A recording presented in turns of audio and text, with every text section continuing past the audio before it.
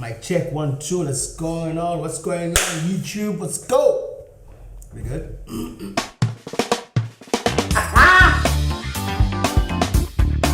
Pre-owned vehicles actually.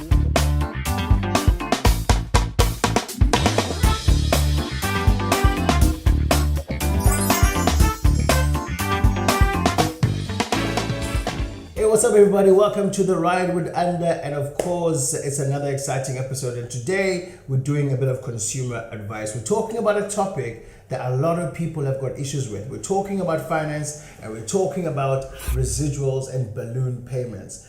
The good, the bad, the ugly. Hey, listen man, we're just out here trying to help you. If it's your first time on the channel, please make sure that you subscribe. Please make sure you pass this information to someone that perhaps could need it. And of course, drop us a comment if you've got any questions with regards to what we're going to be discussing today. Let's get into it.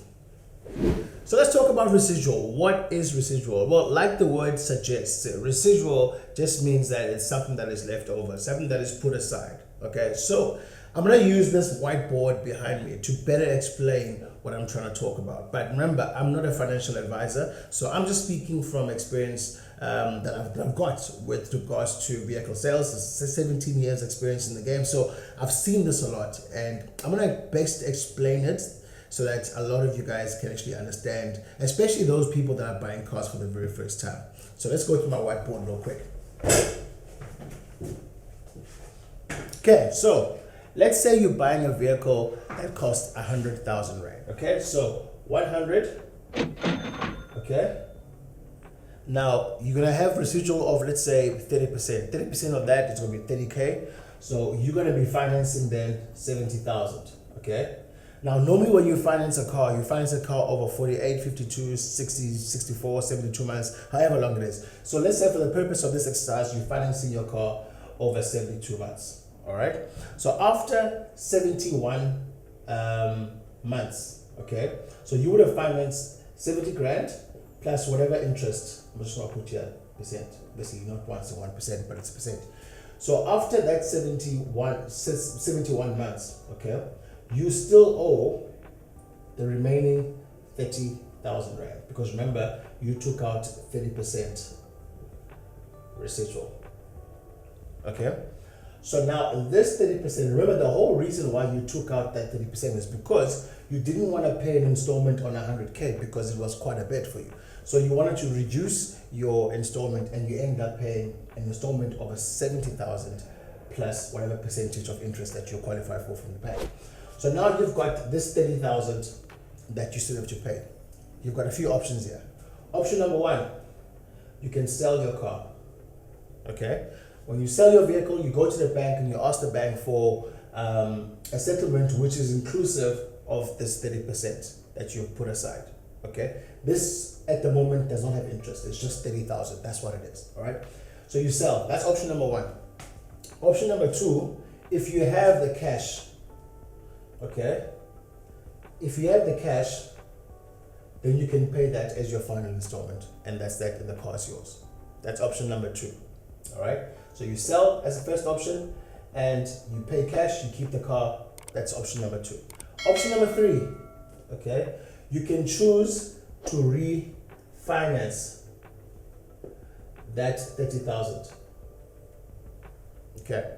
Now the danger with that, or not danger, but the issue with refinancing that 30K is now going to be 30,000, okay, plus interest.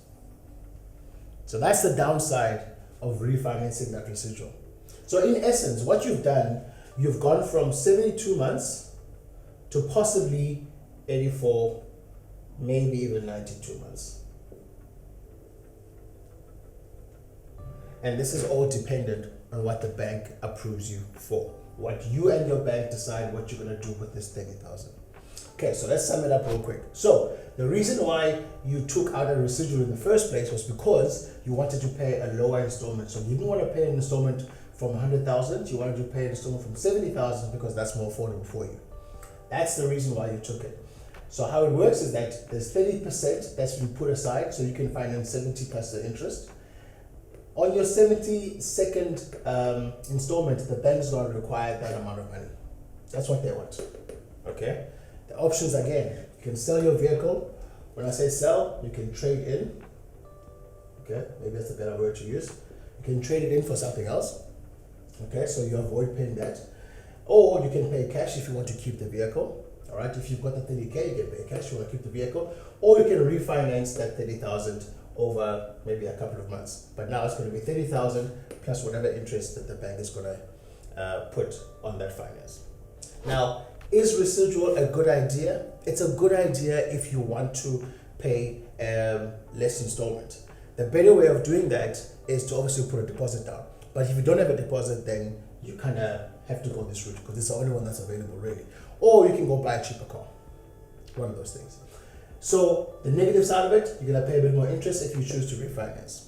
Now, again, let's put this away. Come back down again.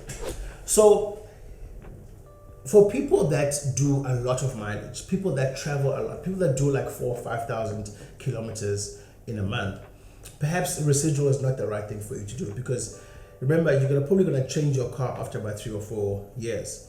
So your mileage would be incredibly high. So you don't want to get good value from your car. So I would not suggest residual for people that do a lot of mileage, right?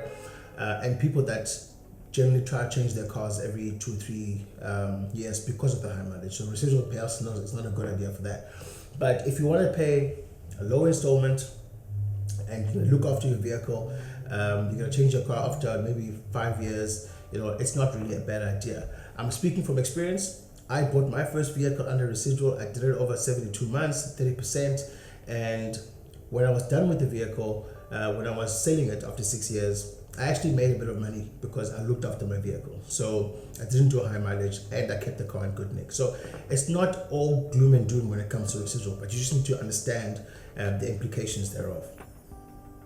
That is pretty much it when it comes to residual. Drop me a comment below if you've got any questions, but I will advise that you go and chat to your financial advisor.